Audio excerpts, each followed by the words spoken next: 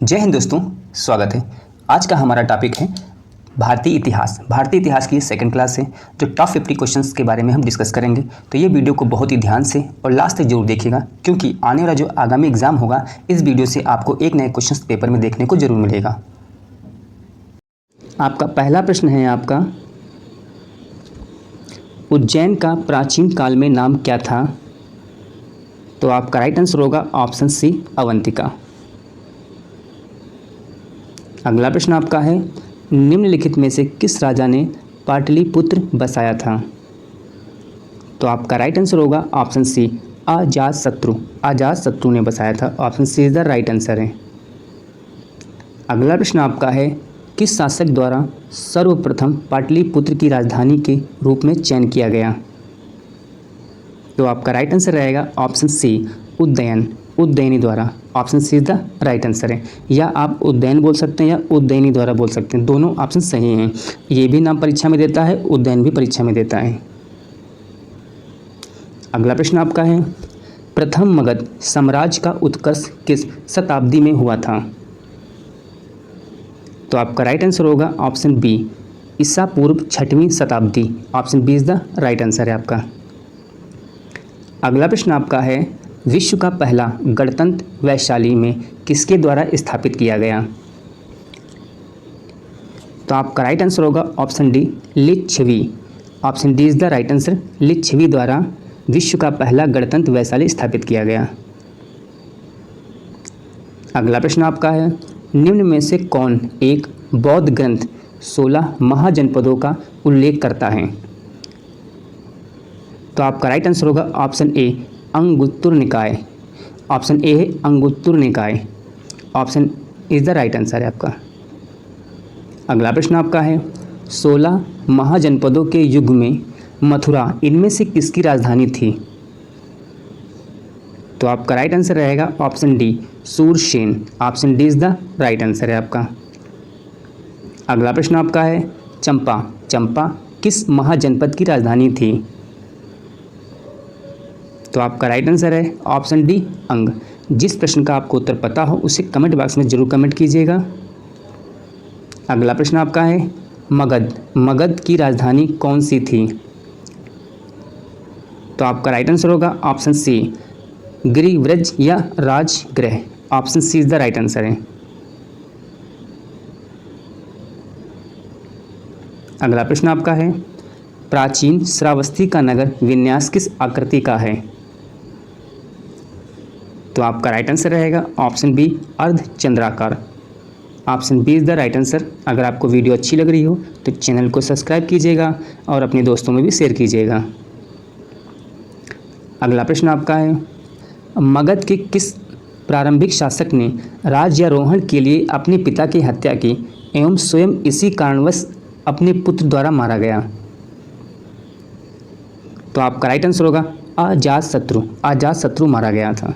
Option B is the right answer है। अगला प्रश्न आपका है, मगध में नंद वंश का संस्थापक कौन था? मगध में नंद वंश का संस्थापक कौन था? तो आपका राइट आंसर रहेगा option A, Mahapadmanand. Option A is the right answer है आपका। अगला प्रश्न आपका है, नंद वंश के पश्चात मगध पर किस राजवंश का शासन किया? किस राजवंश ने शासन किया? तो नंद वंश के बाद मौर्य वंश आया। तो option A is the right answer है आपका। ऐसे प्रश्न परीक्षा में अक्सर पूछ लेता है, आप सभी लोग बहुत ही ध्यान से इस वीडियो को देखिए। अगला प्रश्न है, निम्नलिखित मगध राजवंशों को कालक्रमानुसार व्यवस्थित कीजिए। तो एक दे रहा नंद वंश, दूसरा है शुंग वंश, तीसरा है मौर्य वंश, चौथा है हर्यक वंश। तो आपका सबसे पहले ये वंश आया था, हर्यक वंश आया था, फिर नंद वंश आया था, फिर मौर्य वंश आया था, फिर शुंग वंश आया था। यानी ऑप्शन होगा 4, 1, 3, 2। Option B is the right answer है आपका। अगला प्रश्न आपका है, गौतम बुद्ध के समय का प्रसिद्ध वैद्य जीवक जिसके दरबार से संबंधित था, यानी सॉरी यहाँ पे किसके दरबार से संबंधित था? तो आपका राइट आंसर होगा बिंबिसार के दरबार से संबंधित था वो। Option A is the right answer है आपका। अगला प्रश्न आपका है, सूची 1 तथा सूची 2 को सम्मिलित कीजिए। नीचे दिए गए कूट से सही उत्तर का चयन कीजिए। सूची 1 में है प्राचीन जनपद हैं, सूची 2 में उनकी राजधानियां हैं। ऑप्शन ए जो है कुरु, दूसरा है बी पंचाल, सी है कौशल, तीसरा है चौथा है डी वत्स। 1 नंबर पे साकेत है, 2 नंबर पे कौशाम्बी है, 3 नंबर पे अक्षत्र है और 4 नंबर पे इंद्रप्रस्थ है। तो 16 आपका राइट आंसर रहेगा बी। आपका राइट आंसर क्या रहेगा? बी। 43 और 12 यानी कुरु वंश की राजधानी थी इंद्रप्रस्थ, यानी ये इंद्रप्रस्थ आपका हो गया। और पंचाल देश की जो राजधानी थी अक्षत्र थी। कौशल देश की राजधानी साकेत थी और वत्स देश की राजधानी कौशाम्बी थी। वत्स देश की जो राजधानी थी कौशाम्बी थी। तो यानी option B is the right answer है। आप कुरु की राजधानी इंद्रप्रस्थ, पंचाल आपकी अक्षत्र थी, कौशल साकेत थी, वत्स कौशाम्बी थी। यानी option B is the right answer है आपका। अगला प्रश्न आपका है, कालपी नगर किस नदी के तट पर स्थित है? तो आपका राइट आंसर रहेगा ऑप्शन बी यमुना। अगला प्रश्न आपका है, निम्नलिखित में से कौन सा एक सही सम्मिलित नहीं है? तो आपका राइट आंसर होगा ऑप्शन सी सूरसेन कौशाम्बी नहीं है, यहाँ पे मथुरा है। Option C is the right answer है आपका। अगला प्रश्न आपका है,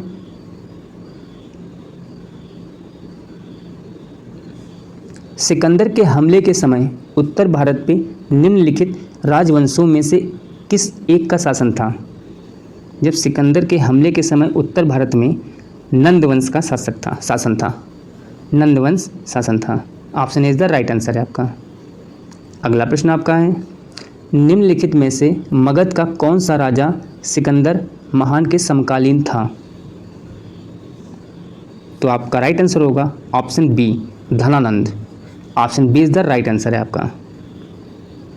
अगला प्रश्न आपका है, निम्नलिखित में कौन सा सबसे पुराना राजवंश है? तो आपका राइट आंसर होगा ऑप्शन बी मौर्य वंश। अगला प्रश्न आपका है, प्रथम भारतीय साम्राज्य स्थापित किया गया था। तो आपका राइट आंसर होगा ऑप्शन सी चंद्रगुप्त मौर्य के द्वारा। Option C is the right answer है आपका। अगला प्रश्न आपका है, यूनानी लेखक जस्टिन द्वारा किसे सैंड्रोकोटस कहा गया था?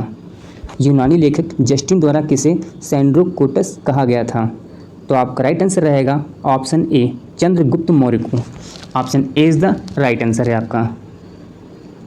अगला प्रश्न आपका है, कौटिल्य प्रधानमंत्री थे। तो आपका राइट आंसर होगा ऑप्शन सी चंद्रगुप्त मौर्य के।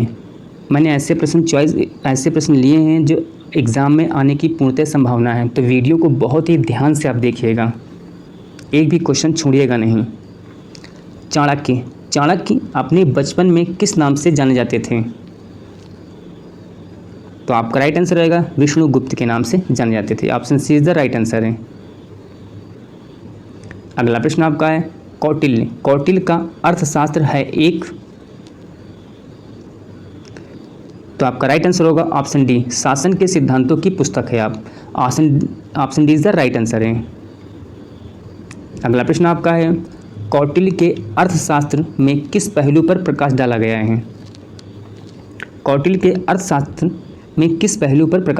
है? तो आपका राइट आंसर होगा ऑप्शन बी राजनीतिक नीतियाँ। Option B is the right answer है। अगला प्रश्न आपका है, निम्नांकित में किसकी तुलना मैकियावेली के प्रिंस से की जा सकती है? तो आपका राइट आंसर रहेगा ऑप्शन बी कौटिल्य का Arthashastra. Option B is the right answer है आपका। अगला प्रश्न आपका है, किसके शासनकाल में डिमेकस भारत आया था? तो आपका राइट आंसर रहेगा option B Bindusara. Option B is the right answer है। अगला प्रश्न आपका, किस प्राचीन नगर के अवशेष कुम्भहार स्थल से प्राप्त हुए? तो आपका राइट आंसर होगा option B Pataliputra. Option B is the right answer है आपका। अगला प्रश्न आपका है, निम्नलिखित में किस मौर्य राजा ने दक्कन की विजय प्राप्त की थी? निम्नलिखित में से किस मौर्य राजा ने दक्कन की विजय प्राप्त की थी? तो आपका राइट आंसर रहेगा option B, Chandragupta. Option B is the right answer है। अगला प्रश्न आपका है, मालवा, गुजरात, महाराष्ट्र किस शासक ने पहली बार जीता? तो आपका राइट आंसर रहेगा ऑप्शन डी, चंद्रगुप्त ने पहली बार जीता था। ये भी क्वेश्चंस पूछा जा चुका है, तो ये भी क्वेश्चंस को बहुत ही ध्यान से आप देखिएगा। अगला प्रश्न है, चंद्रगुप्त मौर्य ने सेल्यूकस को किस वर्ष पराजित किया? चंद्रगुप्त मौर्य ने सेल्यूकस को किस वर्ष में पराजित किया? तो आपका राइट आंसर रहेगा ऑप्शन सी, 305 ईसा पूर्व। अगला प्रश्न आपका है, अशोक के निम्नलिखित अभिलेखों में से किसमें दक्षिण भारतीय राज्यों का उल्लेख हुआ है? तो आपका राइट आंसर होगा ऑप्शन बी, द्वितीय मुख्य शिलालेख। Option B is the right answer है। अगला प्रश्न आपका है, भारत का प्रथम अस्पताल एवं औषधि बाग निर्माण करवाया था? तो आपका राइट आंसर होगा ऑप्शन ए, अशोक ने।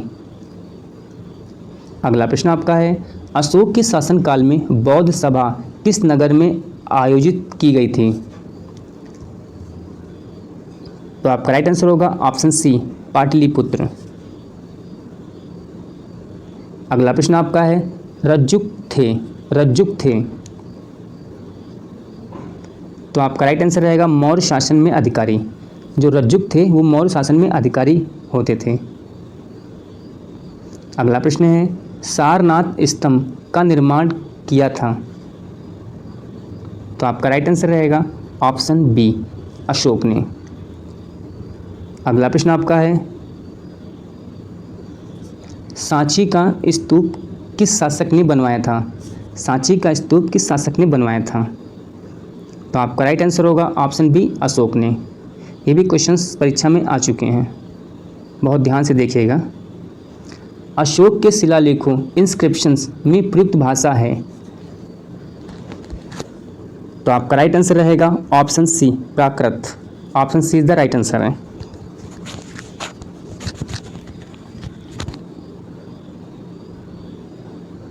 अगला प्रश्न है, निम्नांकित में कौन सा अशोककालीन अभिलेख खरोष्टी लिपि में है? निम्नांकित में कौन सा अशोककालीन अभिलेख खरोष्टी लिपि में है? तो आपका राइट आंसर होगा Shahbaz Garhi. Option B is the right answer है। अगला प्रश्न आपका है, अशोक के शिलालेखों को सर्वप्रथम किसने पढ़ा था? तो आपका राइट आंसर होगा James Prinsep. Option C is the right answer. ये ऑप्शन चेंज हो गया, ये सी है, ये बी है। Option C is the right answer, James Prinsep ने पढ़ा था। अगला प्रश्न आपका है, प्राचीन भारत में निम्नलिखित में से कौन सी एक लिपि दाईं ओर से बाईं ओर लिखी जाती है? तो आपका राइट आंसर होगा option D, Kharosthi. Option D is the right answer है। अगला प्रश्न बहुत इंपॉर्टेंट है, अभिलेखों में किस शासक का उल्लेख प्रियदर्शी एवं देवानामप्रिय के रूप में किया गया है? तो आपका राइट आंसर होगा ऑप्शन बी, अशोक। अगला प्रश्न आपका है, निम्नलिखित अभिलेखों में किसमें अशोक का नामोल्लेख हुआ है? तो आपका राइट आंसर रहेगा ऑप्शन ए, गुर्जरा में। Option A is the right answer. अगला प्रश्न आपका है, बहुत इंपॉर्टेंट है, कलिंग युद्ध का विवरण हमें ज्ञात होता है? तो आपका राइट आंसर रहेगा ऑप्शन ए, 13वें शिलालेख द्वारा। अगला प्रश्न, प्रसिद्ध यूनानी राजदूत मेगस्थनीज भारत में किसके दरबार में आए थे? प्रश्न फिर से सुनिए, प्रसिद्ध यूनानी राजदूत मेगस्थनीज भारत में किसके दरबार में आए थे? तो आपका राइट आंसर रहेगा ऑप्शन सी, चंद्रगुप्त मौर्य के दरबार में वो आए थे। अगला प्रश्न आपका है, वेरी मोस्ट इंपॉर्टेंट है, मौर्य समाज का विभाजन 7 वर्गों में विशेष तौर पे उल्लिखित है। तो आपका राइट आंसर होगा मेगास्थनीज की इंडिका में। Option D is the right answer है। अगला प्रश्न आपका है, मौर्य काल में सीता से तात्पर्य है। तो मौर्य काल में जो सीता है वो राजकीय भूमि से प्राप्त आय को सीता कहा जाता था, यानी option C is the right answer है आपका। अगला प्रश्न आपका है, मौर्य मंत्री परिषद में निम्न में से कौन राजस्व इकट्ठा करने से संबंधित था। तो आपका राइट आंसर होगा ऑप्शन ए समाहर्ता। समाहर्ता option A is the right answer है। अगला प्रश्न आपका है, मौर्य काल में शिक्षा का सर्वाधिक प्रसिद्ध केंद्र था। Very most important. तो आपका राइट आंसर रहेगा ऑप्शन सी तक्षशिला। अगला प्रश्न आपका है, निम्नलिखित व्यक्ति भारत में किसी न किसी समय आए हुए थे। तो उसका एक क्रम आपको बताना है। तो आपका राइट आंसर रहेगा, सबसे पहले मेगास्थनीज आया था। मेगास्थनीज नंबर 1 ये हो गया आपका, यानी 3 क्रम हो गया। फिर आता फयान 1 हो गया। फिर आता हुएनसांग, ये आपका 4 हो गया। फिर आता इत्सिंग, यानी ऑप्शन 2। 31 और 42, 31 और 42 option B is the right answer. अगला प्रश्न है, सूची 1 सूची 2 से सम्मिलित कीजिए। सूचियों के नीचे दिए गए कूट के सही उत्तर का चयन कीजिए। सूची 1 में नाम है जो सम्राट शासक जिन्होंने शासन किया है, और सूची 2 में उनके नाम हैं जो प्रसिद्ध नाम हैं उनके, जैसे चंद्रगुप्त। चंद्रगुप्त को सैंड्रोकोटस कहा जाता था। बिंदुसार, बिंदुसार को अमित्रघात कहा जाता था। अशोक को प्रियदर्शी के नाम से भी जाना जाता था, और चाणक्य को विष्णुगुप्त के नाम से जाना जाता था। तो आपका राइट आंसर क्या रहेगा भाई, चंद्रगुप्त। चंद्रगुप्त को हम सैंड्रोकोटस कहते थे। तो 2 हो गया आपका बिंदुसार। बिंदुसार को अमित्रघात कहते थे, 3 के नाम से जाना जाता था। अशोक को प्रियदर्शी बोला जाता था, 1 हो गया। चाणक्य को विष्णुगुप्त बोलते थे, 4, यानी 23 और 14। 23 option C is the right answer है आपका। अगला प्रश्न आपका है, अंतिम मौर्य सम्राट था। अंतिम मौर्य सम्राट था। तो आपका राइट आंसर रहेगा ऑप्शन डी बृहद्रथ। ये वीडियो आपको कैसा लगा हो, अच्छा लगा तो चैनल को सब्सक्राइब कीजिएगा, अपने दोस्तों में भी शेयर कीजिएगा। जय हिंद दोस्तों।